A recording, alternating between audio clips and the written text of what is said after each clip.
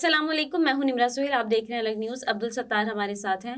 इमरान खान के लिए पीटीआई के लिए बड़ी कामयाबी आई है और रावलपिंडी से एक बड़ा इस्तीफा आ गया है और किन साहब ने इस्तीफा दिया है इस पर बात करेंगे और उन्होंने खुदकुशी की भी कोशिश क्यों की इस पर गुफ्तगू करते हैं। लेकिन उससे पहले आपसे रिक्वेस्ट है कि अलग न्यूज़ को सब्सक्राइब करें, शेयर करें और बेल आइकन को प्रेस कर दें। लेकिन उससे पहले पाकिस्तान तहरीक इंसाफ का जो एहतजाज जारी था, जो कि इसमें बदला और उसके बाद एहतजाज के बाद की जो सूरत हाल है, सबने जिस अंदाज से उस एहतजाज को प्लान किया और उसके बाद एग्जीक्यूट किया पाकिस्तान तहरीक इंसाफ ने, मुख्तलिफ जगहों पर वो एहतजाज रखा गया और ज़ाहिर है कुछ ऐसी जगहें थीं कि जहां एहतजाज करना और उससे पहले जो पुलिस की जानिब से खंदकें खोद देना। इस्लामाबाद प्रेस क्लब के बाहर खंदकें खोद दी गई और इस्लामाबाद में जो F9 पार्क है वहां पर एहतजाज से पहले ही पुलिस की भारी नफरी वहां पहुंच चुकी थी और लाहौर में भी प्रेस क्लब के बाहर पुलिस की भारी नफरी वहां पहुंच चुकी थी। तो पहले से ही सब देखिए, ये शेड्यूल था कि 2 बजे से एहतजाज होना है और जैसे जैसे विजुअल्स आ रहे हैं और उसमें एक बहुत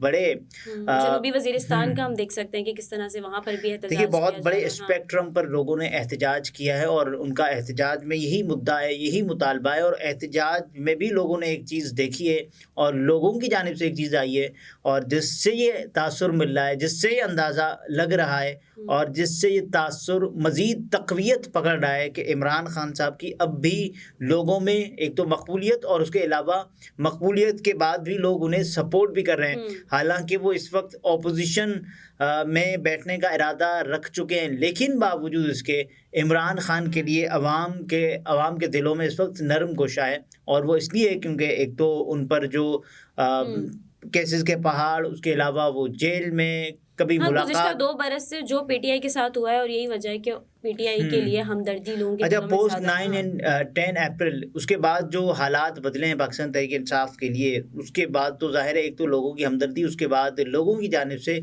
ये पहली मरतबा कोई एहतजाज नहीं था।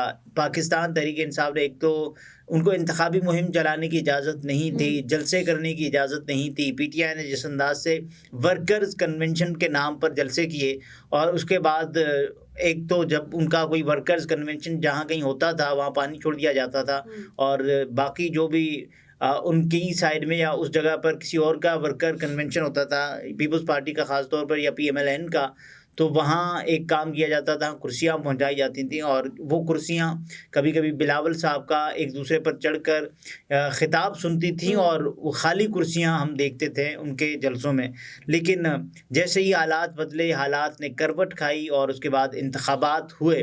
जैसे इंतखाबात हुए उसके बाद दुनिया भर से आवाज़ें आ रही हैं, दुनिया भर से, कि भाई आपने इतनी धांधली, यानी कि इतनी बराना धांधली होती है पाकिस्तान में तकरीबन, हमेशा से धांधली हर इलेक्शन में होती आई है, लेकिन ऐसी धांधली के मतलब कि धांधली करने वाले खुद बता रहे हैं कि हमने धांधली की है और उसके बाद जो लोग आ रहे हैं वो बता रहे हैं कि हम पर और अब तो दबाव वाकई था। वो वक्त आ गया है कि जिन्होंने धांधली किया वो भी सामने आ गए हैं। कमिश्नर रावलपिंडी जो लियाकत अली चट्टा साहब है, उन्होंने भी इस्तीफा दे दिया और अपना एक बयान भी जारी किया उन्होंने। देखिए, वो ये कह रहे हैं कि एक तो इंतखाबी जो धांधली है उस पर वो ये कह रहे हैं कि मैं अपने ज़मीर का जो बोझ है वो उतार रहा हूँ। 70 हज़ार की लीड को शिकस्त में तब्दील किया। 70 हज़ार की।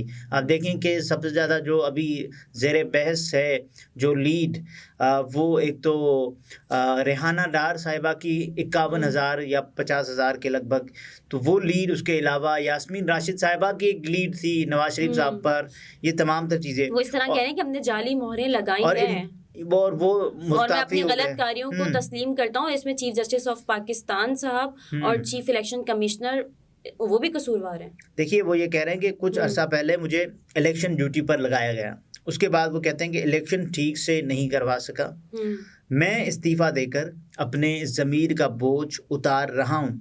मुझ समेत जो लोग इस जुल्म में शामिल हैं उन्हें सज़ा मिलनी चाहिए। और वो बता रहे हैं कि इंतखाबी धांधली पर पुलिस के हवाले कर रहा हूँ, इंतखाबी धांधली पर खुद को पुलिस के हवाले करता हूँ। और कमिश्नर रावलपिंडी का कहना था कि मैंने रावलपिंडी डिवीजन में नाइंसाफ़ी की है, यानी कि वो खुद मान रहे हैं। और इसके बाद फिर मरीम औरंगज़ेब साहिबा या अता तारड़ साहब किस मुंह से आकर अवाम को ये बताएंगे कि धांधली नहीं हुई है।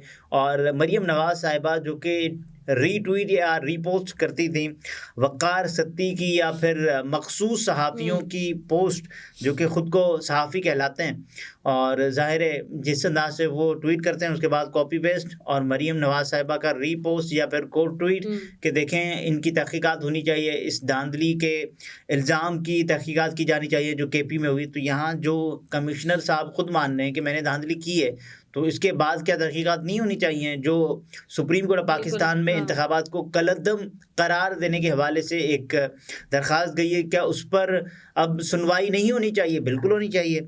कमिश्नर रावलपिंडी का कहना था कि मैंने रावलपिंडी डिवीज़न में नाइंसाफ़ी की है, मैंने मुल्क के पेट में छुरा घोंपा है। उन्होंने कहा कि मैंने रावलपिंडी डिवीजन में बहुत से काम किए हैं और 16 घंटे मैंने यहाँ पर काम किया है, लेकिन आखिर में जो मैंने इस मुल्क के पेट में छुरा घोंप दिया ना, वो मुझे रात में सोने नहीं दे रहा। बिल्कुल, और ज़ाहिर है उन्होंने ये फ़ैसला लेने से पहले बहुत बार ये सोचा कि ये फ़ैसला उनको लेना चाहिए, करना चाहिए, नहीं करना चाहिए, कब इसको अनाउंस करना चाहिए, क्योंकि एक प्रेशर था और इस प्रेशर की वजह से कहा कि ओवरसीज़ पाकिस्तानियों का और सोशल मीडिया का मुझ पर इतना प्रेशर था कि आज सुबह फजर की नमाज के बाद मैंने खुदकुशी करने की भी कोशिश की, लेकिन फिर मैंने ये सोचा कि मैं हराम की मौत क्यों मरूं, क्यों ना मैं अवाम को सच्चाई दिखाऊं, अवाम के सामने जाके ये सब चीज़ें रखूं। देखिए, ये अगर हिम्मत ना भी पकड़ते तो भी अंदाज़ा यही था कि इस वक्त जो पाकिस्तान में धांधली है जिस अंदाज से, वो कहते हैं कि मेरे सामने, अब उन्होंने एक वाक़या सुनाया, प्रिजाइडिंग ऑफिसर रो रहे थे,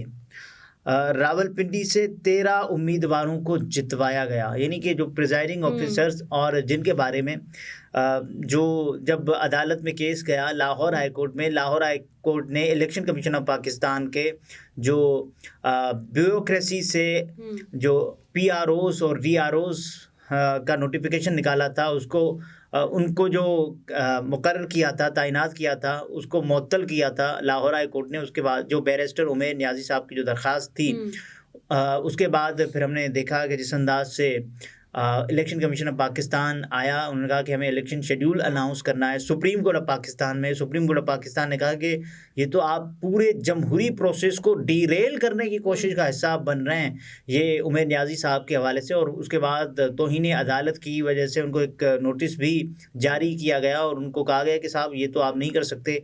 लेकिन यही वो प्रिजाइडिंग ऑफिसर्स थे, यही वो ROs DROs जो कि पहले 3 MPO का ऑर्डर निकाल रहे थे पाकिस्तान तहरीक इंसाफ के वर्कर्स के ख़िलाफ़, और अब ये क्या कर रहे हैं? अब ये बैठ के रो रहे हैं कि जिस अंदाज से इनको ख़ुद भी शर्मसार होना पड़ा है। इतनी जो धांधली की गई है, एक तो धांधली जो कि नज़र नहीं आती और दूसरी धांधली महाधांधली, यानी कि बहुत बड़े पैमाने पर आपने धांधली कर दी, और ये धांधली भी नहीं, धांधला भी नहीं, और उससे कहीं, यानी कि इसके लिए कोई लफ्ज़ अभी तक दरियाफ्त नहीं हुआ। और ये बहुत बड़ी बात है कि आपका ज़मीर जाग रहा है। अगर इन्होंने ये गलती की भी है, देखिए ज़मीर, तो उसके बाद वो बिल्कुल इस चीज़ को तस्लीम करें, और वो कह रहे हैं कि मुझे सज़ा मिलनी चाहिए। सिर्फ इनको सज़ा नहीं मिलनी चाहिए, इन पर जिनका प्रेशर था उनको सज़ा ज़रूर मिलनी चाहिए। और उन्होंने तो सरेआम कहा है, जो चीफ इलेक्शन कमिश्नर साहब हैं और चीफ जस्टिस ऑफ पाकिस्तान साहब हैं, वो भी बराबर के शरीक हुए। फिर जाहिर सी बात है, इंतखाबी धांधली पर खुद को पुलिस के हवाले करता हूँ। कमिश्नर रावलपिंडी लियाकत अली चट्टा ने कहा है कि मैंने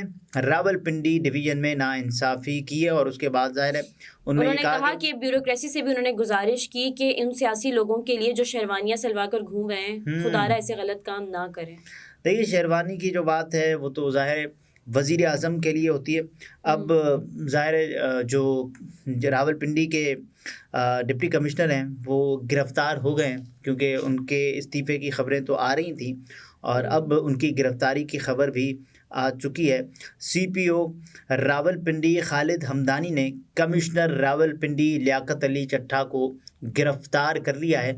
ये जो आखिरी ख़बर थी जो कि हमने कहा नाज़रीन के साथ शेयर करते हैं, क्योंकि ये सबसे अपडेटेड ख़बर है, लेटेस्ट न्यूज़ है कि उन्होंने खुद कहा कि मैं पुलिस के हवाले करता हूँ, तो उसके बाद पुलिस ने उन्हें गिरफ़्तार कर लिया है। इसके बाद ये होना चाहिए कि पूरा एहतसाब होना चाहिए, जिसने भी धांधली की है सबको गिरफ्तार किया जाना चाहिए, जो जिस लेवल पे जिसने। देखिए, पहले तो इनसे तहकीकात का आगाज़ होना चाहिए कि आया ये एक स्टंट है या फिर ये वाकई शर्मसार हुए हैं, या इनके साथ जो वाक़यात पेश आए क्या ऐसा वाकई हुआ है। अगर वाकई ऐसा हुआ है तो उसके बाद फिर जो कानून का अपना रास्ता है वो कानून अपना रास्ता तय करे। उसके बाद जो इस कटहरे में जो दूसरे लोग आते हैं, फिर उन लोगों को भी उसी कटहरे में या फिर उसी क्योंकि धांधली पैमाने पूरे या मुल्क उसी में सांचे हुई है में जो कहा जा रहा है। डालना चाहिए। हाँ। उसके बाद उनको भी गिरफ्तार करना चाहिए। जो भी मुजरिम तस्वुर हो मुलजिम से, उसका जो सफ़र मुजरिम की तरफ बढ़े, तो उनको भी गिरफ्तार करना चाहिए। सही। नाज़रीन, गुफ्तगू आपने मुलाहिज़ा फरमाई। अब्दुल सत्तार हमारे साथ थे। इजाज़त दीजिए। अल्लाह हाफ़िज़।